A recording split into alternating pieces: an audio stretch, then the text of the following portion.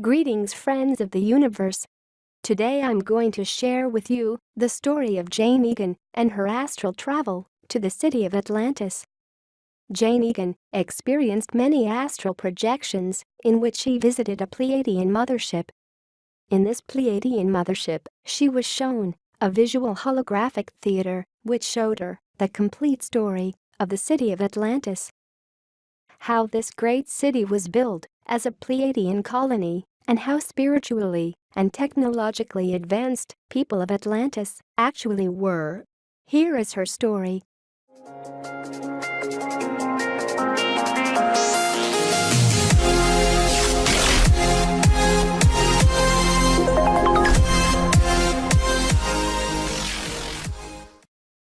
There were other people from Earth space waiting in a small theater aboard the ship. It was mostly white, with decorative pillars placed around the sidewalls. I waited for the lights to dim, as I was used to in movie theaters, but they didn't. Suddenly, ahead of me, appeared a white avenue that stretched into a city. It was beautiful and bright. I saw a lovely young woman with brown hair who was wearing a costume draped in the style of the Roman toga. She came down the avenue and faced us. "Welcome to Atlantis," she began. "We are pleased to share the information about Atlantis with the people of the future. It is important to understand that the civilization of Atlantis did not just happen. It was planned and nurtured for millennia. When the hierarchy of the Great Ones first looked down upon the earth, they saw that the earth itself was very beautiful, but that most of the people who lived here were very primitive. They lived from hand to mouth. They also lived in great fear. They were afraid of the wild animals, and to some extent, they were afraid of themselves. This fear was eating into what little intellect they possessed, and each generation was less capable of managing its affairs than the previous generation. It was then that the Great Ones from other star systems looked down with great compassion from the higher dimensions. They decided to take action to assist in the development of mankind. This was a great sacrifice for them because they had to step down their vibrations so that they could even tolerate the atmosphere of the earth and its lower vibrations. They were very much aware of the magnetic hues of the earth. These lines encircled the earth and acted to keep it together, to stabilize it. It is composed of many plates held together with strong seams in between. These seams are like the magnetic lines of the earth, and where they cross each other, they became twice as powerful. It was near one of these power spots that the Great Ones decided to establish a colony. This power spot enabled them to exist on the earth because the vibrations there were higher. They began to project love onto the surrounding countryside to overwhelm and burn out the fear that hung in the very atmosphere. In place of the fear, there began to develop a curiosity among the humans instead. In times to come, this would lead to a natural development of the intellect. Mankind, at that time, had such a limited vision that the colony of the Great Ones simply appeared as a great glowing light on the landscape. Humanity was fascinated by this light and was comforted by it, but they were afraid to come very close to it. In the colony of the Great Ones, the beings realized that some of their beings would have to step down their vibrations even further so that they would appear to be more like mankind. They would appear as the gentle teacher and would help mankind raise itself above its almost animal existence. By ones and twos, the beings ventured away from the colony. They were able to create hoes and spades using just the power of their thought. They began to work a space of land and planted tomatoes, squashes, potatoes, and beets. Later, they planted wheat, rye, and other grains. These crops took more time to harvest and to thresh out the grain, but they were more long-lasting than the softer fruits and vegetables which humanity had simply been able to pick from the forest. As curiosity overcame their fear, various members of mankind drew near, first watching from a distance. Then, They began to learn how to plant foods for themselves. This was the first great step in extending civilization to the people of the earth in Atlantis. Starvation was soon a thing of the past, and the next step in civilization could be introduced.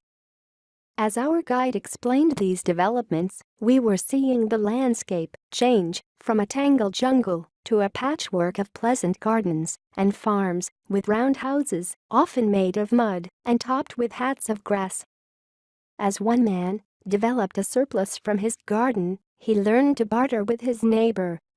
Soon after this innovation developed, there gradually appeared small villages that dotted the landscape.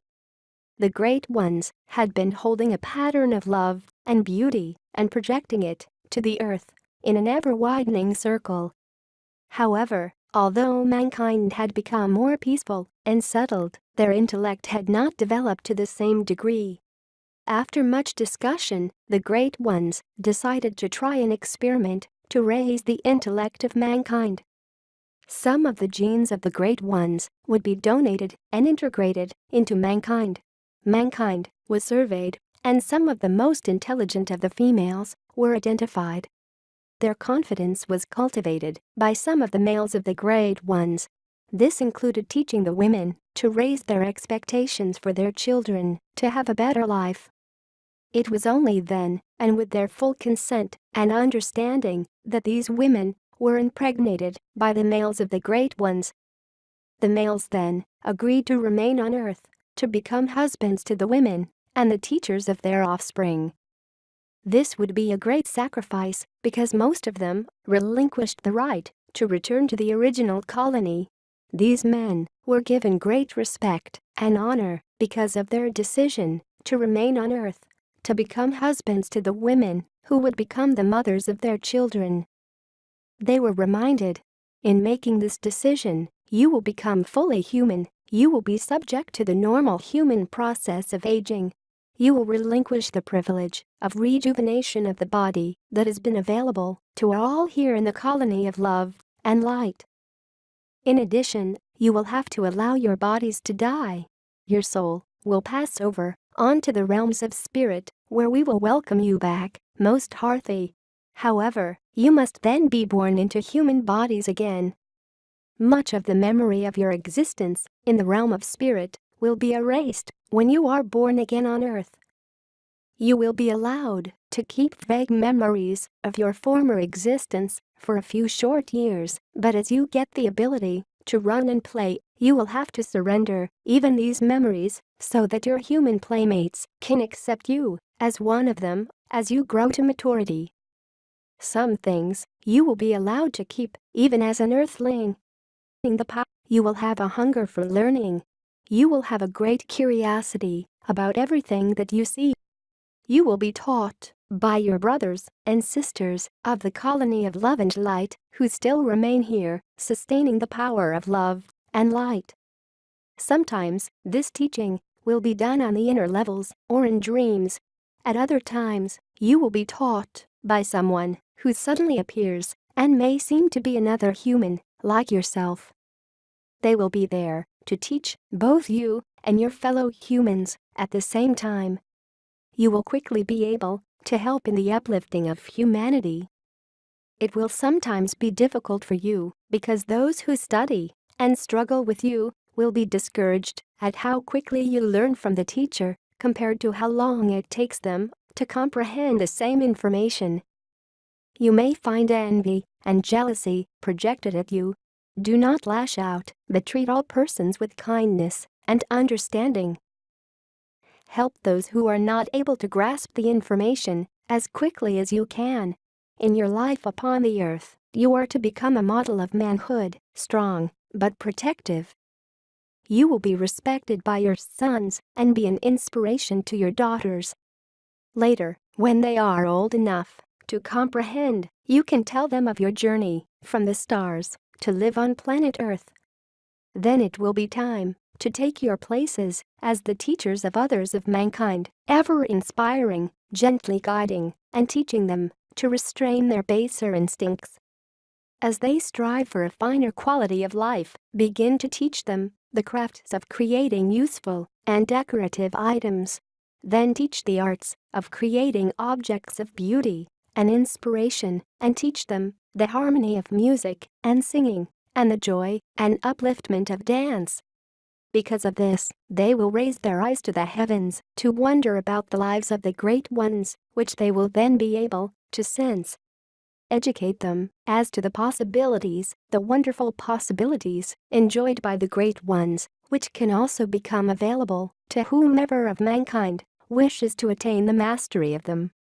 These noble goals will take time, in some cases, many lifetimes of your own to achieve. For your dedication and concern for mankind, we of the Colony of Love and Light give you great honor and respect. You go to Earth with our blessings. We leave you with the reminder that we will always be available to assist you if you should ask for it.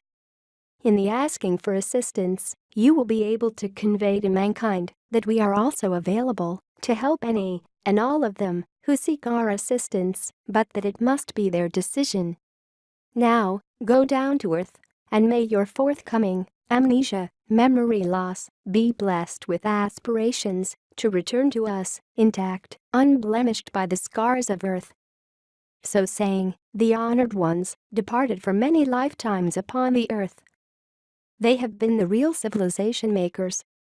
You, who are viewing this story of the early days of Atlantis, may well have been one of them. If you have experienced a longing to return to some distant place, but you are just not sure where you want to go, it is all right. Your many lifetimes have put you on the path of remembrance and return. Be grateful for the memories that are now beginning to awaken in your hearts. Yes, that is where your soul resides, and when it aches, it is your heart soul who is remembering its former existence. This is enough for one session, child of Earth. Think about what you have just heard. Return at another time and learn of your past and of your future as well. The lovely lady, who was our guide from Atlantis, smiled at us and waved a farewell as the video in the Pleiadian spaceship faded and we returned to an awareness of ourselves. It was now time for me to return to my physical body upon planet Earth and to digest what I had just learned. The next evening, when I dived into the astral world and went to the Pleiadian mothership, I was ready and waiting at the small theater room, anxious to learn more about Atlantis. To think that the beings who helped bring civilization to Atlantis so many thousands of years ago could have come from other star systems was mind-blowing for me. My mind was constantly being stretched in new ways on my visits to the mothership. Somewhere, the third-dimensional television program about Atlantis began again. Or maybe it was a hologram. The introductory music sounded like trees rustling in the forest. There was the sound of water rushing down a small streamlet, gurgling over stones as it went. This time, the lovely lady, who was our guide to Atlantis, walked out of a sunlit forest glade. She continued her narrative. This is what she said. The story, which you saw before, was greatly compressed in time. It actually took many thousands of years for humanity to develop into civilized human beings. Some learned faster than others. When the representatives of the great ones from the other star systems had agreed to come down to live on planet Earth, there was much uplifting energy focused on each one. This was intended to cheer them up during their difficult assignments as fully established human beings upon the Earth.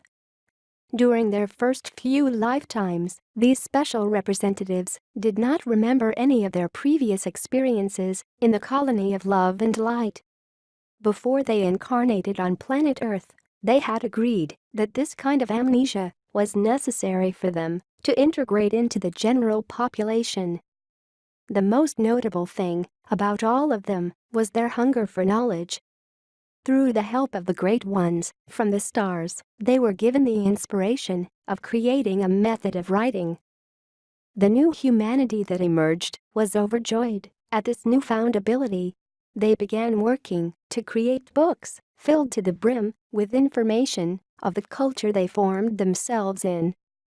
This would preserve information for those who would come after them. As she spoke, there appeared pictures of people reading books at long tables. These starseed would often receive information and encouragement in their dreams so that they would have the courage and initiative to develop the trappings of civilization in the face of the great inertia upon the earth. The Great Ones, from the colony of love and light, continued focusing the highest vibrations of peace and harmony throughout the land. As soon as humanity was ready for it, some additional members of the colony made the decision to lower their vibrations so that they could exist on the earth and provide more direct guidance and inspiration to all of humanity. This was how the civilization of Atlantis began. It was created in the middle of a great land, which existed between what you now call the Old World and the New World. Within it, they created an island surrounded by water in a moat. There were 4 bridges that were attuned to the 4 cardinal directions. There, they built their temple with the highest of vibrations, and there they lived. The ordinary level of humanity could only see them as a great light, but they sensed the wisdom and power that emanated from them and the island where they lived. The education of humanity continued for many thousands of years and many lifetimes. In order to make living less difficult for all of humanity, they created a crystal of great power, which began to be used for energy and power for humanity to use. Beyond the water-filled moat, they built an island ring. Those of humanity who had more advanced knowledge and vibrations could live and work there. The average human being could not tolerate even this higher level of vibration for a very long time. They could be near the great city center, but they were not yet able to stand the high level of vibrations for very long. The glowing island in the center and the ring of land around it had a pearlescent glow. This gave them both a misty look, so that they looked surreal. The colony began establishing schools for all the people. The people were carefully taught subjects that made them useful members of society. It was considered important that they be taught to be responsible citizens, caring for their neighbors when they were sick. They also learned about their origins as individual outpourings of the source of the all. Much time was spent teaching what you might consider to be philosophy, morality, and responsibility to the community. Over many lifetimes, these schools gradually evolved into universities where healing of the body and mind was taught, where chemistry, physics, and the laws of the universe were explained. The arts were not neglected either. Painting, interior decoration, architecture, and music were added to the curriculum as subjects when students appeared who were capable of assimilating them. Craftsmen's guilds were established at an early stage on Atlantis so that a master craftsman could take in apprentices for a period of time. After a period of time had passed, an apprentice who was working for a master craftsman who had come in as an unskilled beginner might be allowed to set up a separate shop of his own. The important things the guilds did was to allow specialization in each craft, maintain high levels of quality and leisure, that there was sufficient income for each person who worked in that craft. As they neared the end of their lifetime, the master craftsman usually selected someone to take his place in the future. Usually this was a son or close relative that would take over the responsibilities of the master at his death. It was important that the standards of artistry and creation be maintained. These standards had been taught by the Great Ones when the guilds were first established. They had been established with much hard work and struggle on the part of humanity and were to be guarded from degradation from within. Specialization became a fact of life. At the same tune, the general public's appreciation for the items that the guilds had created was very great. Healing temples of various kinds were established where people came to have their physical bodies cleansed of disease. There was just as much attention paid to those of humanity who had emotional difficulties, including selfishness, greed, and hunger for power over their fellow man. Laziness was considered to be an illness, and people were brought here to have it treated. There was counseling and also treatment of the centers of the brain by rays of light and special energy to eliminate attitudes of slothfulness. The vision on the Pleiadian mothership showed persons seated, wearing helmets that had numerous wires coming out of them. The healers attending them were watching video monitors of the brain activity. Then the scene shifted to where other individuals were on a moving table that passed through a cavity in a large machine. This was a lot like the magnetic resonance imaging. This focused various kinds of energy on the whole body to remove toxins from the physical body and also to remove toxic way of thinking. When the individuals had learned to be responsible members of the community, they were returned to take their proper place in their community again. Everyone rejoiced at their return. At the same time that the arts were being taught, great love was being beamed on all of the surrounding humanity. They were taught how to get along with each other using a political organization whose philosophy was that of genuine concern for their fellow man. The people learned that the only way to have an advanced society was to have laws and to understand the punishments for breaking these laws. There was not the motivation to get around the laws because they represented justice and an organized society. As a result, those who did commit crimes were considered to be in. After being taken into custody, they were given considerable training in responsibility. There came into being certain specialized temples where the maladies of the mind and criminal tendencies were removed. In addition to counseling, the bodies of these people underwent the projection of various frequencies intended to balance the brain permanently towards higher qualities and the greater good of society. People with afflictions of the body were cared for in a number of creative ways. Light and sound were used to heal the body, along with the release of unnecessary pressure, which is sometimes called stress. People were taught which foods to eat so that the proper nutrition of the body was met. These were mostly simple foods, raw foods, as fresh as possible. Truly, they were taught that they must eat well in order of having a healthy physical body. Many people were taught about the healing powers in herbs.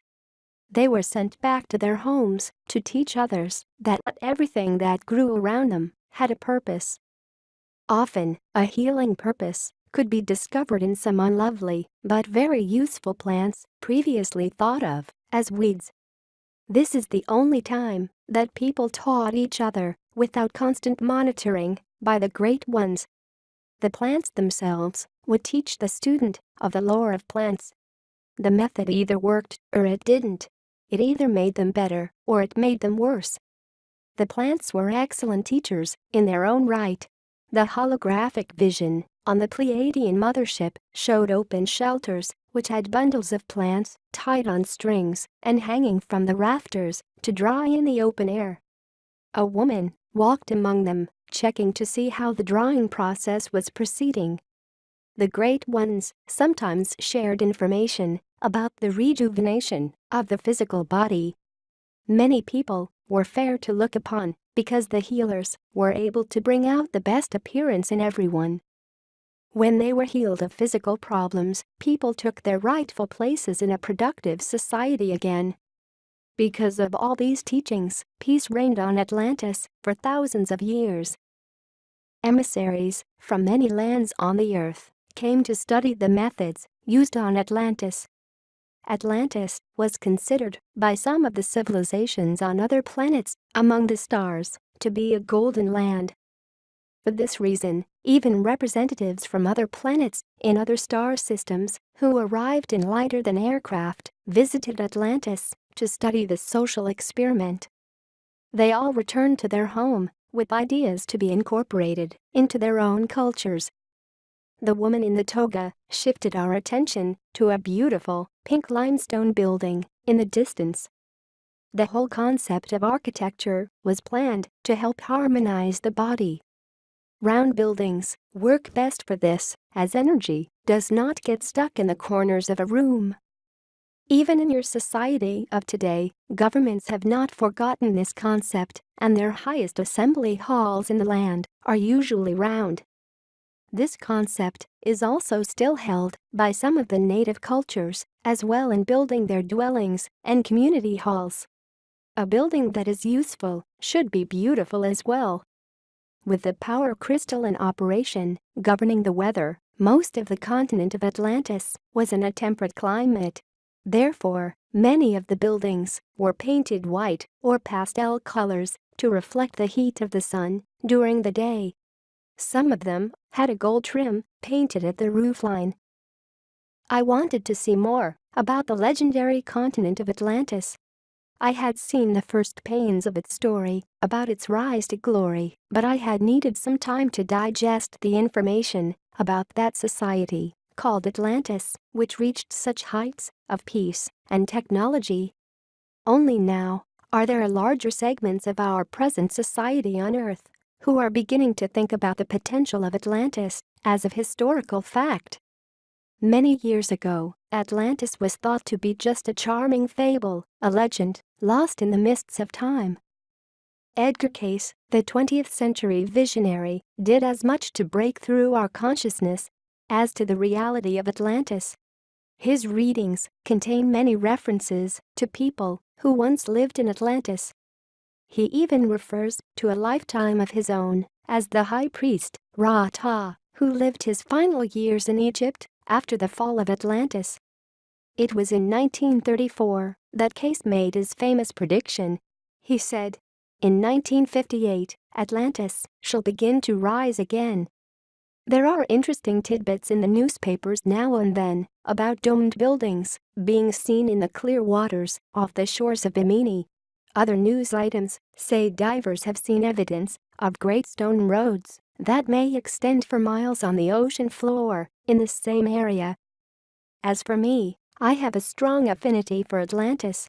Sometimes I even have flashbacks of lifetimes spent in Atlantis.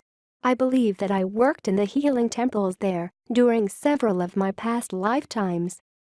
But let me go back to the theater aboard the mothership. This time, the lovely lady who had been our guide in the holographic journey of Atlantis came down a beautiful white walkway. She wore a costume like the ancient Greek cultures with colorful, embroidered bands around a pastel dress. In the background, there were shipping ports with great ships of unusual design. Aircrafts were busily taking off vertically from the tops of buildings. Some of these aircrafts were round and had no wings. They looked a lot like what we would call the flying saucers of today. What you see before you was the culmination of thousands of years of development by the Atlanteans. It was truly a land of plenty.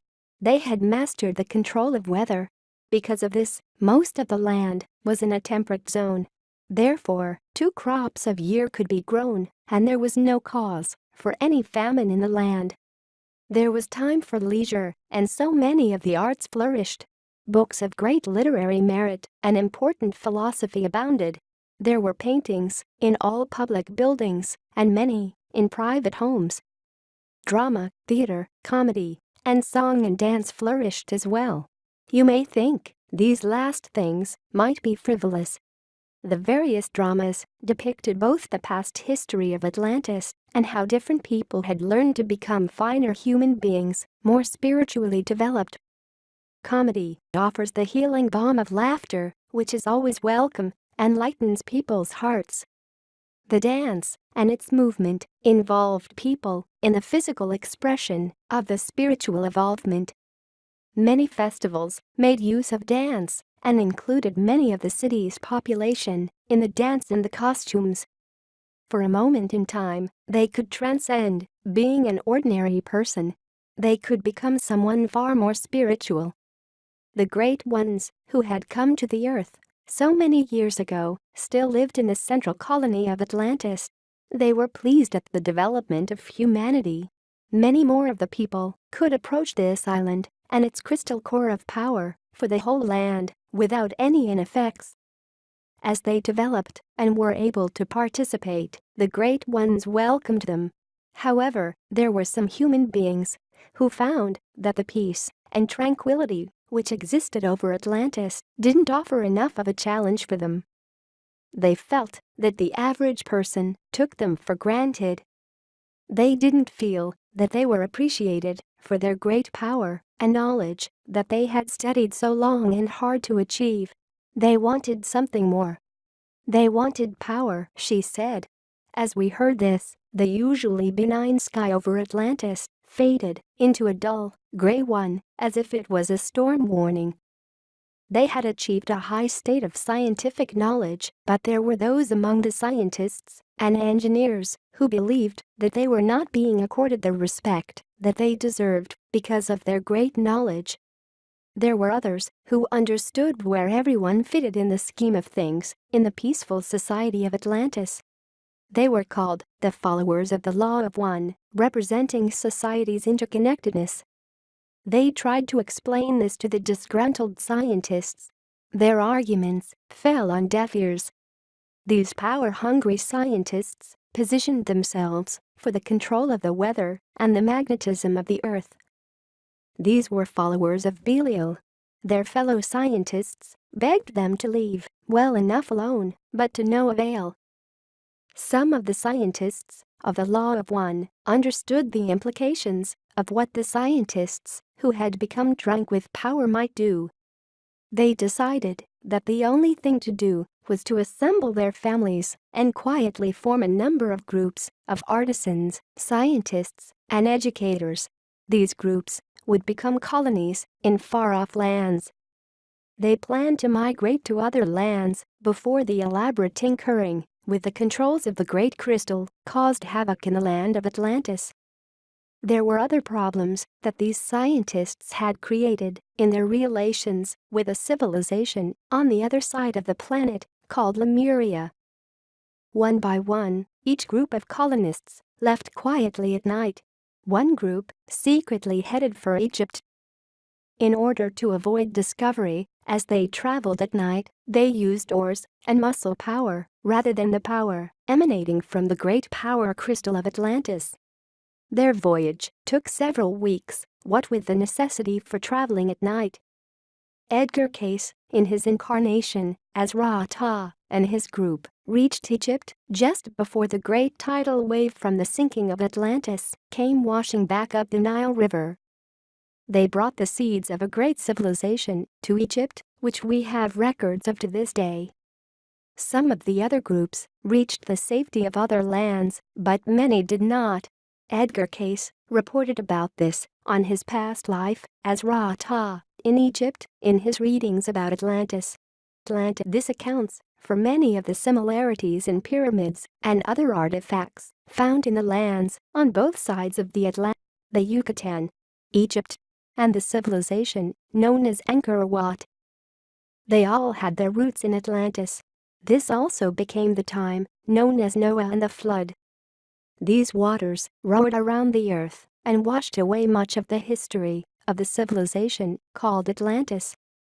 The few survivors who had escaped were horror-stricken at what had happened, speechless and unable to describe what had taken place. Most of them had no understanding of the reasons for the event. Therefore, the history of Atlantis sank under the sea, and legend sprang up about a beautiful continent which existed where the mighty ocean waves are rolling now. The majority of people were reduced to a primitive style of living. To their children, their stories of a great civilization seemed unbelievable. Their children simply didn't believe the tales their parents told them. All of a sudden, a flashback came to me about Atlantis. I found myself being dragged across the floor on my knees. I was a young woman who was hanging onto the robes of the man of the household. I knew that he was my husband and was an electronics engineer and knew the secrets of the great crystal that created the power that was sent through all the lands of Atlantis. I was begging him to stop this madness. The man paid no attention to me, dragging me behind him as he headed for the door. My knees bumped on the tiles of the floor. My husband was yelling, "I'll show them. I'll make some storms, the like of which they have never seen. Then they will have to bow down to the knowledge that we have, the knowledge which I have. They won't take us for granted anymore. The people will have to give us more respect when we walk down the street. They will bow down and be grateful for good weather when it returns again." I lost sight of him as he ran across the plaza, his robes flying out behind him as I lay on the floor, screaming. Not long after that, the world turned gray, the sky was gray, and the houses were gray.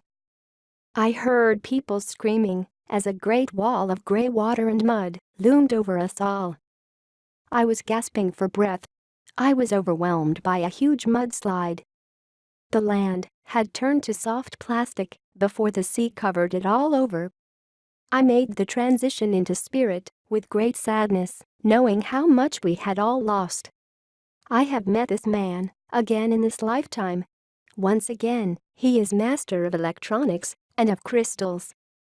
He is an amateur radio operator, a ham. I would wish that he had learned from the Atlantean experience about the misuses of power and knowledge. I believe that's why he chose this incarnation. In encountering him again in this lifetime, I have released myself from the need for seeking approval from someone else. I have found freedom and great joy. This is a simplified version of what happened to Atlantis. In actuality, there were 3 civilizations which rose to great technological heights, then fell again on the island's Atlantis. They each had to begin again at a very primitive level. The first destruction on Atlantis took place because of the huge animals that roamed the earth. They were a plague to humanity. They ate the crops humanity had planted and sometimes even ate human beings. These large animals were destroyed using chemical and atomic weapons. The people had held a conference on Atlantis and developed a plan to use weapons against them all at one time. They used chemical and atomic weapons to destroy the huge animals.